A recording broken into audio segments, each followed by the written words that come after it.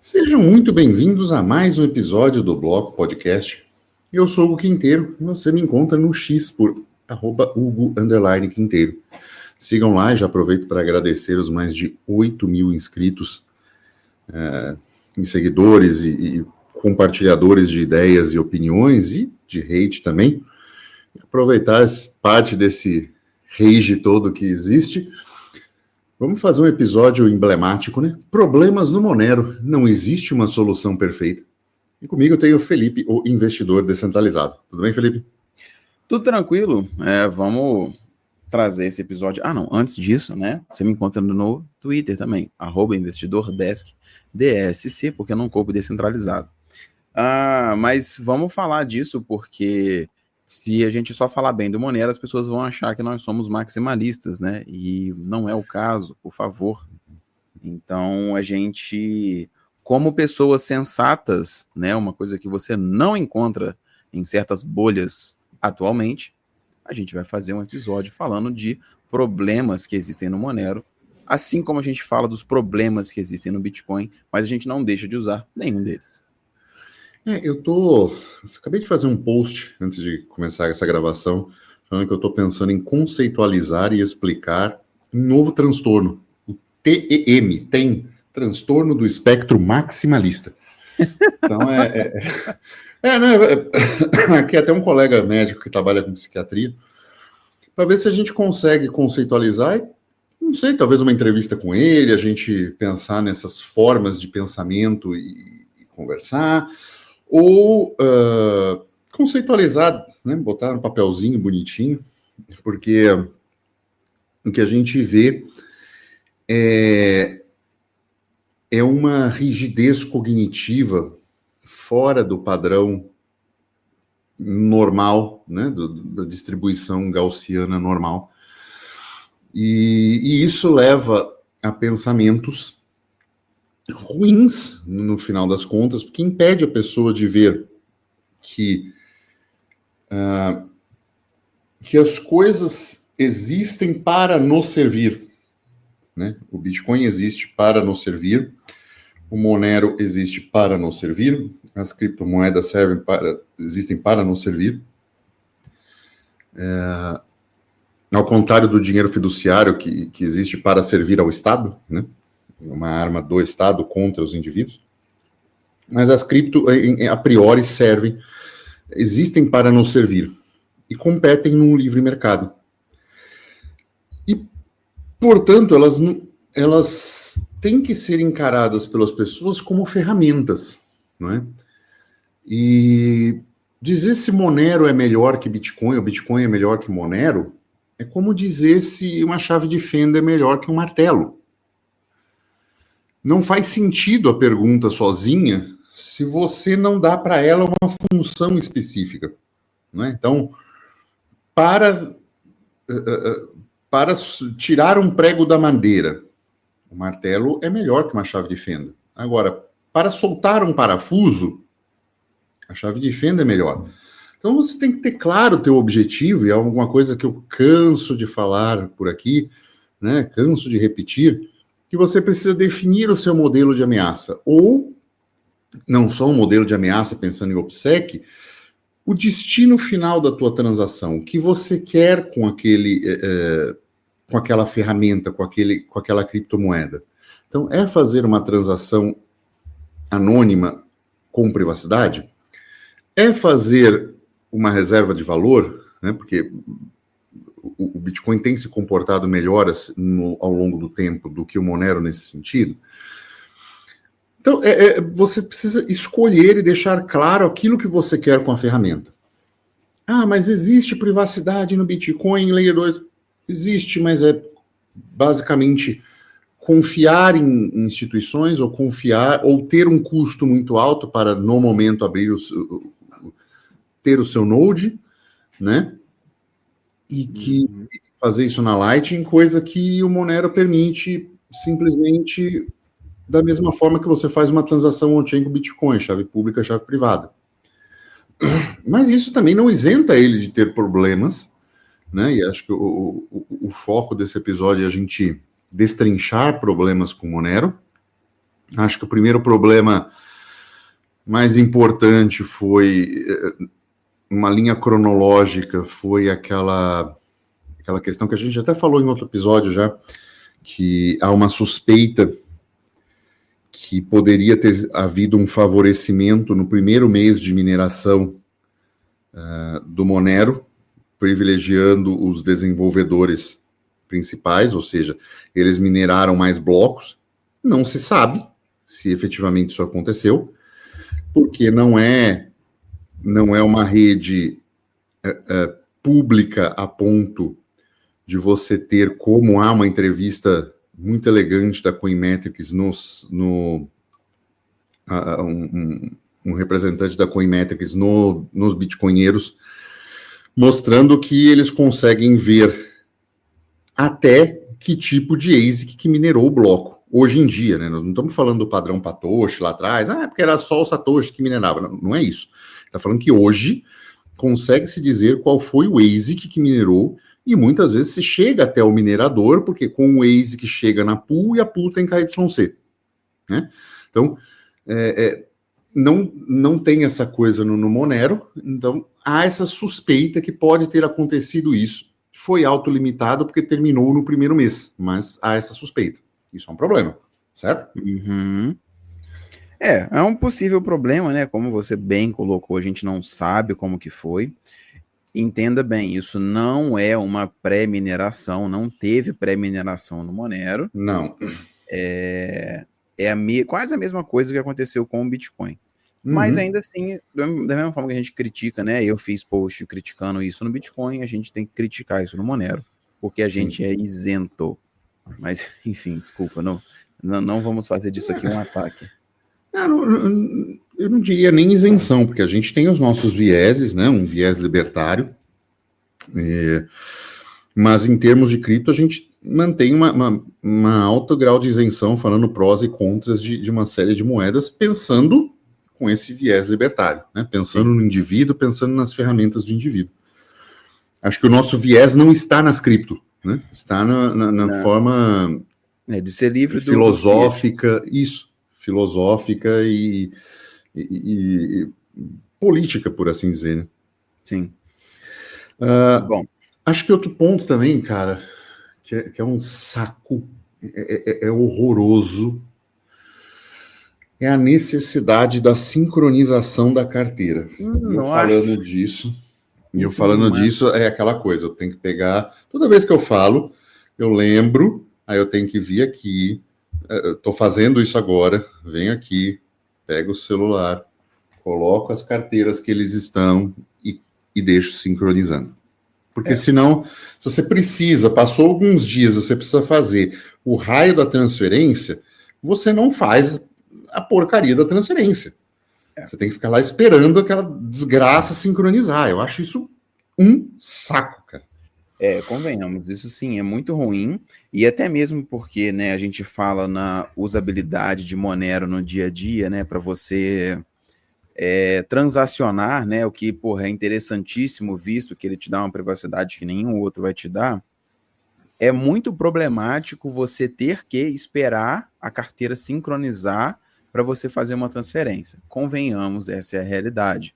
Então, se você está na correria, está na rua, precisa fazer um pagamento e você tira a carteira, você tem que esperar ela sincronizar, você opta por outra forma de pagamento, porque você quer agilidade. A não ser que você venha no meio do caminho, já abra a carteira, deixe ela sincronizando para na hora que você for pagar, isso ser um pouco mais rápido.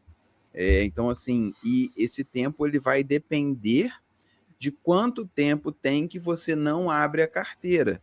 Por quê? Sim. Quantos blocos se passaram desde que você não abre a carteira? Quanto mais blocos você tiver que carregar ou atualizar, mais demorado vai ser. Então, quando você acaba de criar uma carteira nova de Monero, que você tem que sincronizar desde o início da blockchain, você se prepara para deixar o telefone ligado por umas 3 horas até ele sincronizar tudo. Então, assim, é claro que no dia a dia não é isso, né? Mas ainda assim é um tempo que, eu acho horrível. Eu acho muito ruim. Se você já estiver no Node, tiver via Tor, ele demora um pouco mais.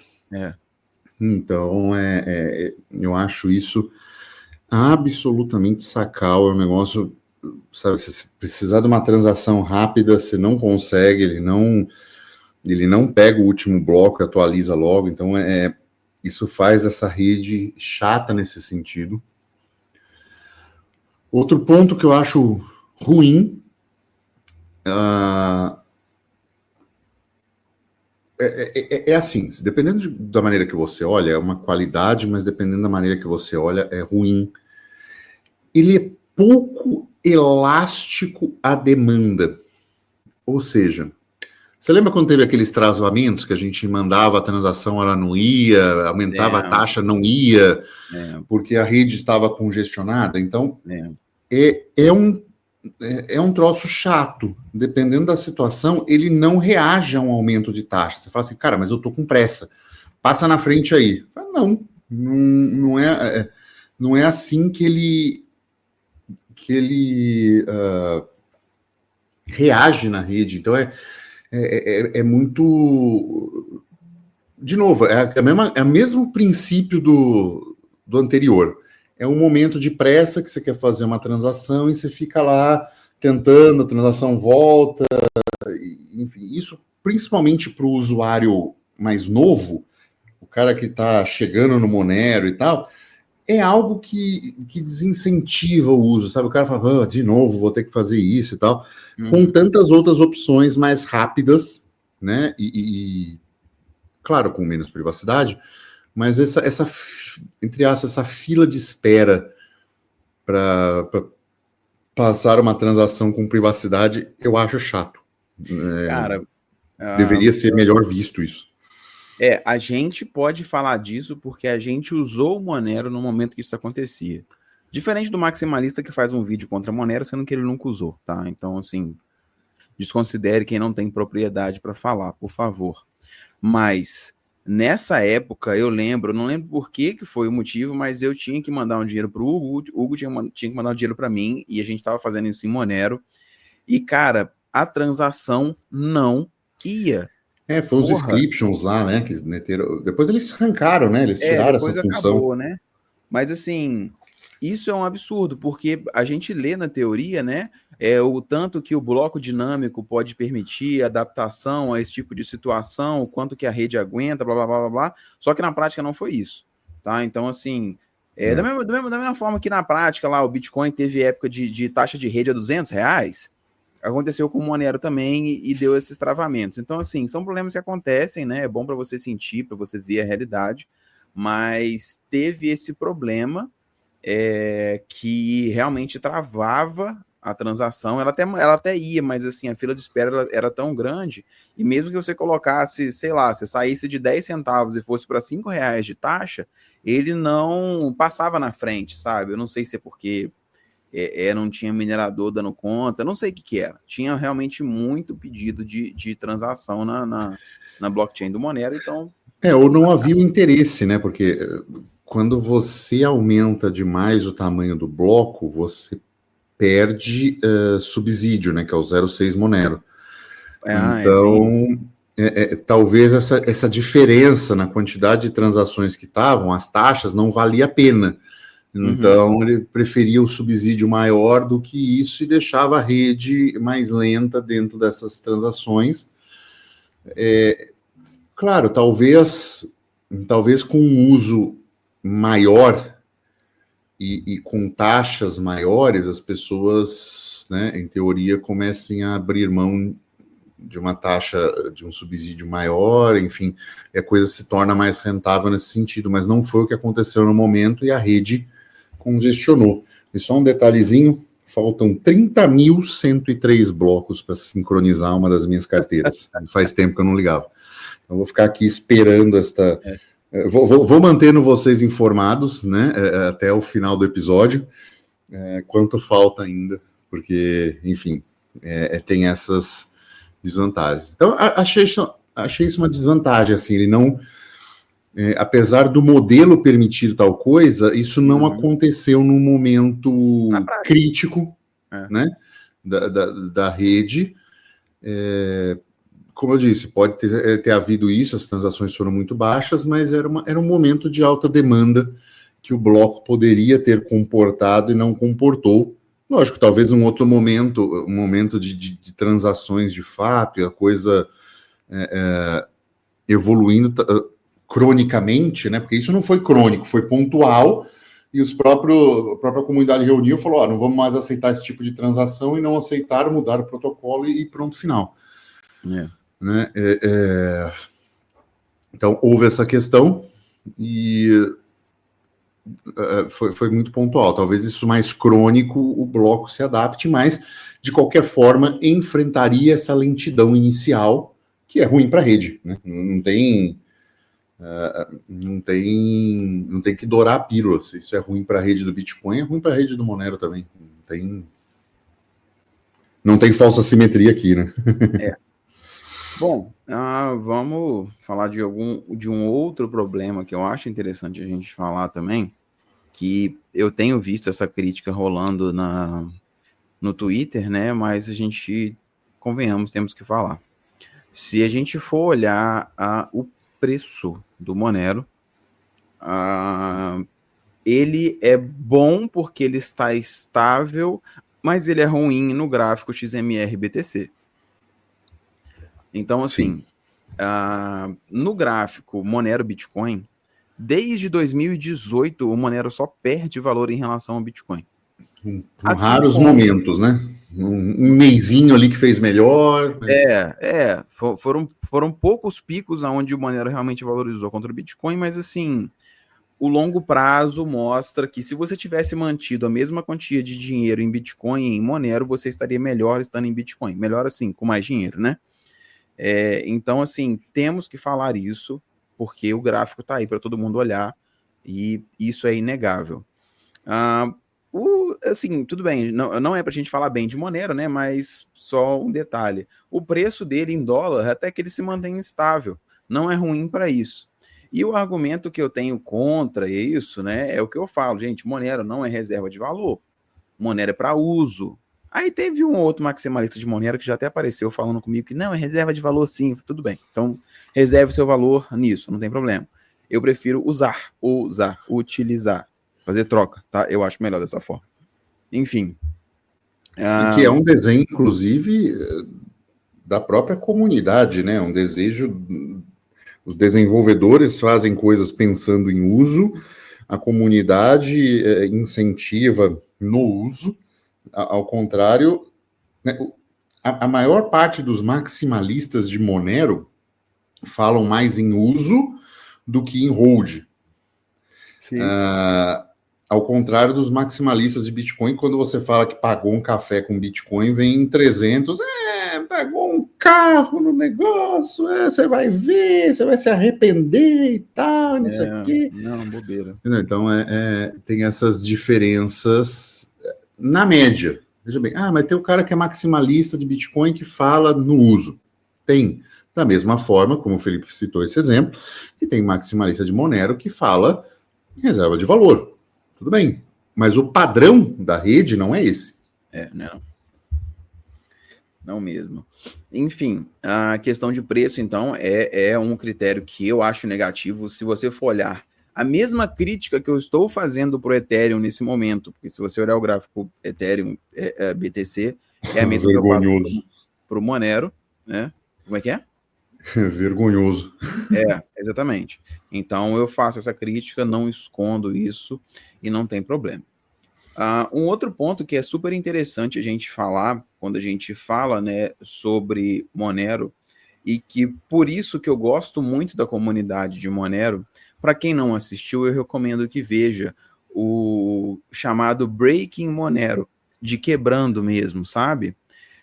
Isso existe no YouTube, são vídeos mais antigos do Monero Community Workgroup, que foram feitos no início, mais para o início do projeto, né? Já são 6 anos para trás, 7 anos para trás, aonde eles pegam e explicam o Monero de forma muito mais técnica, e eles explicam as fragilidades da tecnologia. Por isso que eu gosto demais da comunidade do Monero, porque o pessoal é muito mais sensato. eles mesmos falam, olha, essa tecnologia aqui que está no Monero, ela tem essa probabilidade de dar erro por causa disso, disso e daquilo, mas a gente acompanha dessa e daquela forma. Então você tem inúmeras explicações sobre inúmeros tópicos que podem, às vezes, te dar um subsídio melhor para você entender como que ele funciona. Muitos dos casos são coisas bem teoria da conspiração, mas é porque realmente o Monero é bem fechadinho em termos de privacidade. Então, assim, ele foi muito bem pensado para ser feito como ele foi. Então, assim, dá para você ver muito bem o que poderia dar de problema, e se você entende o problema, você vê que ele não ocorreu, o que é super interessante. Então, assim, eu recomendo que todo mundo veja o Breaking Monero. São muitos episódios, são bastante coisas, assim, eu não vou falar todas, a gente não vai falar delas, vamos falar do mais basicão, porque são coisas mais técnicas, tá? É coisa para quem entende melhor de código, mas é só para falar que não tem ninguém escondendo nada, a gente quer que você faça e tome decisões informadas, né? O próprio FCMP++, que a gente fez episódios sobre isso, ele é um pouco... Ele está pensando mais na frente do que o momento atual, né? Porque o problema atual era nodes maliciosos no meio que captavam IP de transações e tentavam vincular essas transações indiretamente a pessoas, por mais que não soubesse quem que era.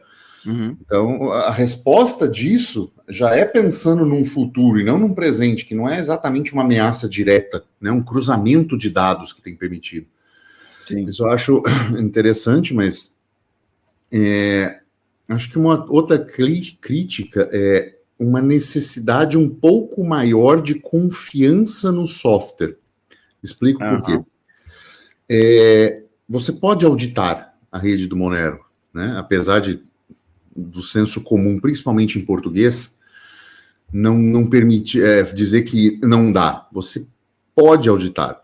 A questão é que quando você pega o seu Node e faz o processo de auditação, né, como eu coloquei na thread no Twitter, explicando, né, no X, explicando direitinho como fazer, você precisa confiar na versão de software que você está. E não é tão simples de fazer, não é tão amigável ao usuário, apesar de eu ter conversado com o desenvolvedor que fez o Node, que foi ele, inclusive, que me ensinou os comandos para eu fazer para poder auditar isso no meu Node do Umbrel. E ele falou, muito bem colocado, assim, vou colocar a função para fazer isso direto pelo Node, de forma mais fácil, né, com um botãozinho. Eu acho que ainda falta isso na comunidade. Alguma coisa já pensada mais para o usuário final. Em geral, a coisa ainda é um pouco bruta, né? Lógico, falta massa crítica de pessoas, né? Isso é uma comunidade muito menor que a do Bitcoin, diria que é uma escala de grandeza menor, e pessoas desenvolvendo coisas em cima do Monero são mais difíceis, né? Por exemplo, há um fork da Seed Signer há mais de ano para acontecer e falar, agora vai, e não foi ainda. Então, essa demora para coisas mais amigáveis ao usuário final faltam ainda. Você precisa lidar com um software mais, entre aspas, mais brutos, mais formas de instalar, de lidar, linhas de comando, que é algo que não agrada o usuário final. Então, a média, isso não populariza o uso, né? Se você for no GitHub do Monero Project lá e você for ver as discussões que estão rolando, o que você vai ver? Um elevadíssimo nível de discussão sobre coisas técnicas, criptografia, programação e etc. Sim. Só que você vai perceber que não existe uma preocupação em traduzir isso de forma que seja simples e acessível para quem está lá na ponta da linha, para quem é o usuário final, para o cara que vai fazer uma compra na lojinha, entendeu? E para esse assim, serviço que a gente faz, né? Isso. Nós somos uns divulgadores de um projeto. Falta essa ferramenta de trazer algo complexo para o simples, né? Para o usuário, para falar, olha, usem por causa disso, disso e disso. Então, faltam pessoas. Em língua portuguesa, eu não vejo praticamente ninguém além da gente falando isso. Não. Fazendo conteúdos, né? Assim, mostrando a cara e falando da ferramenta. Então, falta essa comunidade focada na popularização. Existe uma comunidade focada em segurança e criptografia. A gente até brinca que os cypherpunks saíram do Bitcoin e foram para o Monero. Mas a brincadeira deles, entre eles, acaba ficando um grupo muito restrito. Não por elitismo, nada, mas pelo nível de conhecimento técnico necessário. Então, faltam pessoas que tragam mais gente, né? E que atendam essa demanda do usuário. Olha, eu quero auditar. Vai você fazer uma enorme linha de comando para mim, que assim, entra ali. Pô, por que não é só um botão? Né? Botão, informação do bloco. Tipo uma espécie de mempool, por assim dizer. Olha, foi minerado tanto nesse bloco, tanto nisso, um site, né? Mas colocado assim, um bloco, quantas transações teve, né? Uma pequena auditoria dentro do que é permitido no software, mas para mostrar para o usuário final que não é uma rede totalmente privada, que você não tem informação nenhuma. Você tem umas certas informações e informações importantes. Quantas, né, o comprometimento de Pendersen funcionando, ou seja, tanto de Monero que entrou na transação e tanto que saiu são iguais, não foi criado Monero nenhum nas transações, né? A Coinbase pagando o subsídio. Então, essas coisas permite-se ver e se mostrar isso para o usuário final, melhora a cara do Monero como dinheiro. Você quebra muito paradigma. Então, assim, não tem. Pô, tá aqui o link, meu amigo, vai lá e verifica, né? E falta esse link muitas vezes, né? A gente tem que, por exemplo, eu tive que ir lá e falar, Monero é auditável, tá aqui, entra aqui, faz isso.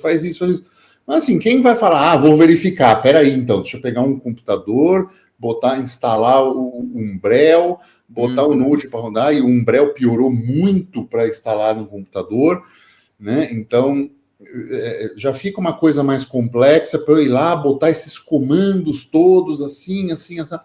Então, é difícil de verificar para o usuário final. E aí, quando você cria uma barreira, e isso acontece, isso vem muito da área que eu vinha do fitness, né, do powerlifting, que as pessoas perguntam, por que se usa faixa de joelho, por que se usa cinto para... Quando você não deixa o equipamento à disposição de todo mundo para a própria pessoa vivenciar e entender, você pode criar narrativa em cima.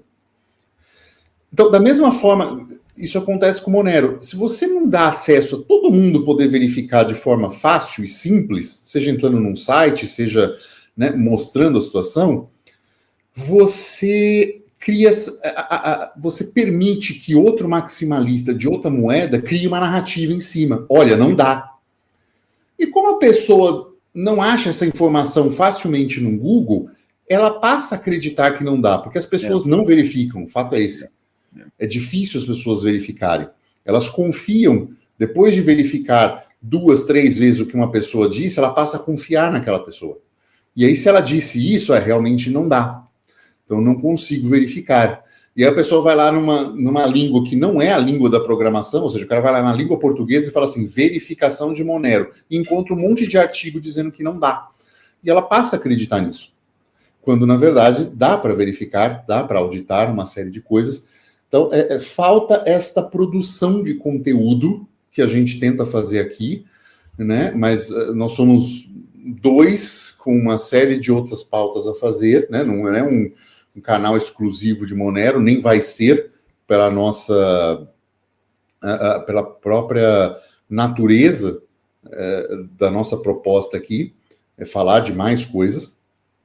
Então, falta mais gente produzindo isso, né? Faltam mais pessoas engajadas numa comunidade para levar isso de forma mais popular. Às vezes, não que você abra mão de segurança, não é isso, mas você tem que ter um braço pensando em popularizar isso e levar isso a mais pessoas. E levar a coisa a mais pessoas, você precisa de uma carteira mais fácil de sincronizar, você precisa de uma carteira mais amigável, você precisa de mais projetos de carteira, né? O Monero ainda não tem necessidade de uma segunda camada para maiores transações, mas com essa popularização provavelmente vai precisar. Então são todas questões que precisam ser pensadas e colocadas em prática em múltiplas frentes. E eu acho que os cypherpunks na brincadeira de mais criptografia, mais privacidade, que é bom, que é o foco da moeda, tem que pensar também em ter mais pessoas para usar. Né? Isso vai fazer preço no final da brincadeira. Né? Porque, por mais que seja um supply infinito, a quantidade de moedas que é criada é muito pequena e tende a zero ao longo do tempo. Então, isso vai fazer preço se mais pessoas estiverem usando, mais demanda de uso estiver acontecendo. E eu acho que essa demanda hoje está travada por não facilidades técnicas e não clareza do que está acontecendo. Né? Não tem gente falando sobre. Cara, se você for olhar, eu recomendo, né, você que está nos ouvindo, ouça o episódio com o Alan Schramm. Ele falou em algum momento sobre isso, que às vezes o Monero não teve a adoção do Bitcoin por causa desses entraves. Não era só isso, era mais coisa. Mas o que ele falou fez sentido quando ele falou. Então, assim, essa dificuldade de acesso, de entendimento, pode ser que tenha sido o problema dele. Que, convenhamos, é um baita de um problema, no sentido de que você não tem tanta adoção. Ele é muito bom, funciona, gosto de usar, uso toda semana. Mas olha os números, não tem tanta gente usando assim quanto Bitcoin ou Ethereum que seja. Então, assim, o número de pessoas realmente adotantes, ela é baixo. Então, assim, isso é um problema. Talvez cresça, sim, mas... E já passou tempo suficiente para as corretoras e exchanges e começarem a proibir porque não querem esse problema regulatório nas mãos. Então, assim, existe um timing também que pode ser perdido, né? Cara, com certeza. Isso sim, e aí foi até bom você ter comentado, né? Porque já é um outro problema ou benefício, a depender do ponto de vista, né? Mas vamos falar do ponto negativo porque o episódio é sobre os problemas, né?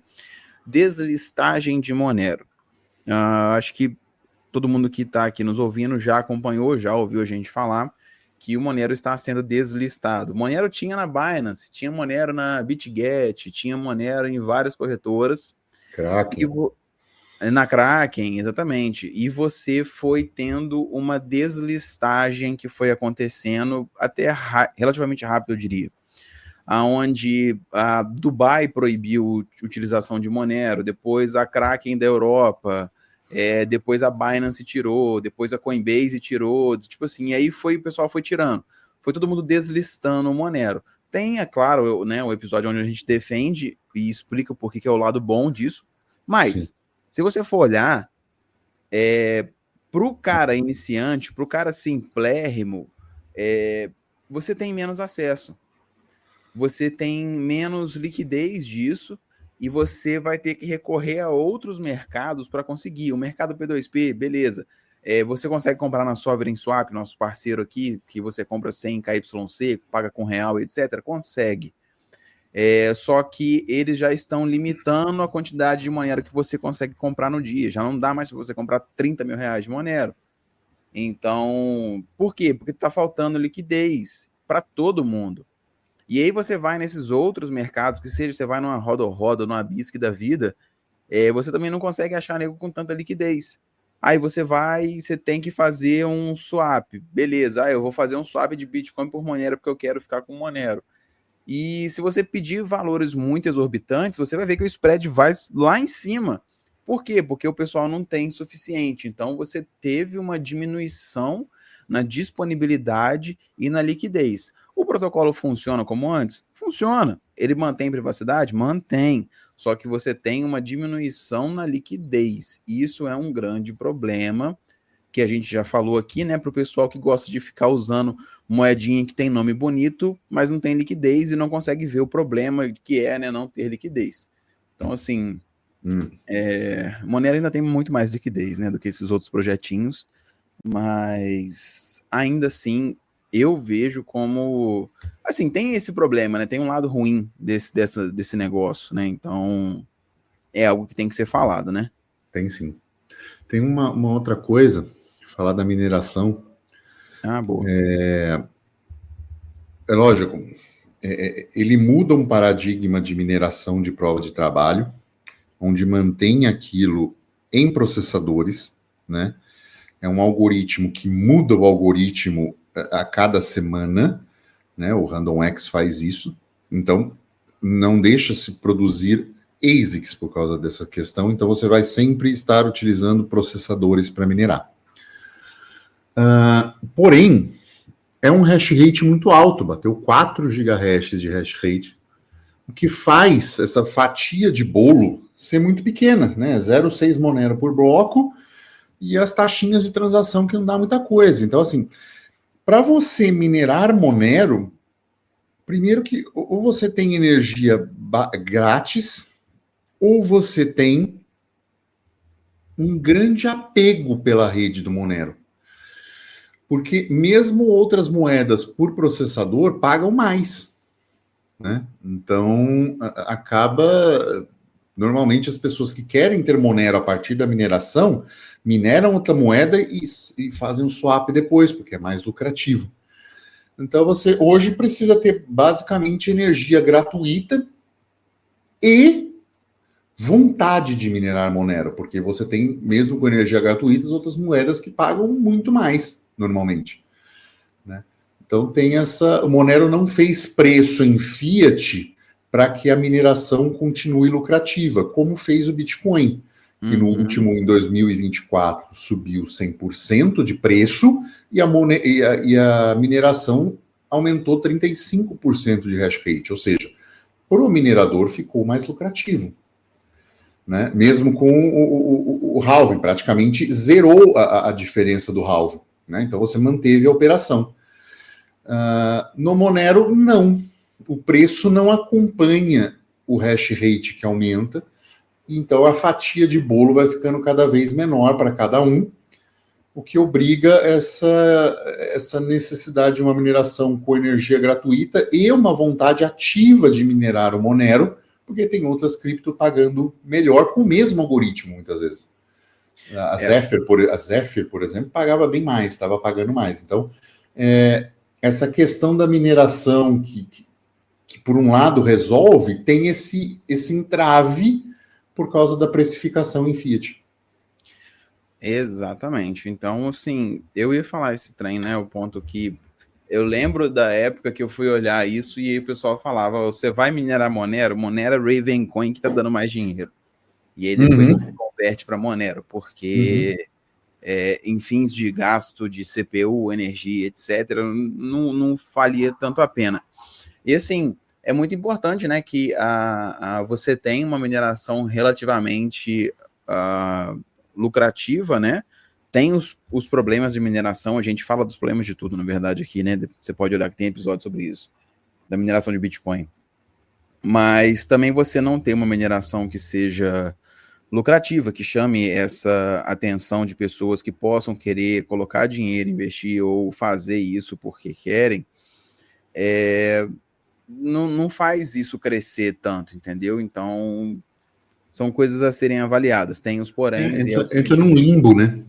Porque assim, não tem preço em fiat nem uso para o cara sair usando no comércio à torta direito. Então, entra aquela coisa voluntária de você querer um node para aumentar a sua segurança e aproveitar uns threads desse node para bater um pouquinho no gasto que seria dele ligado. Então, mas mesmo assim, você gasta mais com equipamento. Então, fica uma continha meio esquisita de fechar ainda, sabe? Que poderia ser facilitada justamente com essa maior adoção dos pontos que nós cremos que estamos falhando, que são os pontos que a gente trouxe até agora, né? Uma comunidade que produz mais conteúdo, projetos que precisam terminar, né, como uma seed designer, por exemplo. Então, assim, quanto mais coisa tiver nesse sentido, produtores produzindo conteúdo sobre, para a gente ter algo mais popular e mais acessível para as pessoas.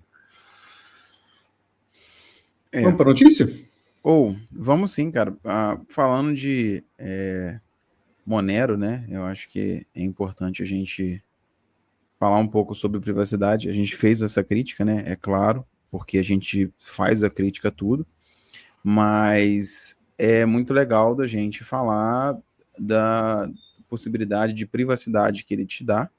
É claro que não é só isso, né? Mas enfim, a gente teve uma notícia de ontem, onde uma família lá nos Estados Unidos ela foi sequestrada e ela foi obrigada a transferir o equivalente a 86 milhões de reais em Bitcoin e Ethereum, ou seja, as criptomoedas que a família tinha. O negócio aconteceu em Chicago, né? Tá tendo investigação, é claro. Depois que a cripto foi transferida, você até rastreia Bitcoin, você até rastreia Monero, você até rastreia Ethereum, né? Monero não. Mas já não tem mais muito como o que você fazer, né? Então, a grande questão que a gente fala aqui, que é importante, é você ter um OPSEC, né, muito interessante para você se manter no devido cuidado, para que as pessoas não saibam quanto que você tem, não esbanjar muito, porque esse tipo de coisa está acontecendo, você está tendo cada vez mais criminosos atentos ao fato de que eles podem acessar esse tipo de bem, né? Já tem gente que está deixando o dinheiro só nisso e tudo mais, então você tem que fazer uma gestão muito interessante de carteiras, de senhas, que é o que a gente traz lá no curso Fold, que a gente ministra, para você ter esse cuidado, etc.